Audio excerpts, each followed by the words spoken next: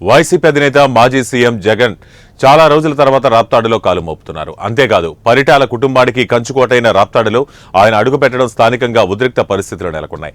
నిజానికి ఇది పరామర్శగా చెబుతున్న టీడీపీ వర్సెస్ వైసీపీగా రాజుకున్న రాప్తాడులో జగన్ రాక మాత్రం మరింత వేడెక్కింది. జగన్ రాప్తాడులో బీసీ నేత లింగమయ్య దారుణ హత్య తర్వాత ఆ కుటుంబాన్ని పరామర్శిస్తారని జగన్ ప్రకటించారు.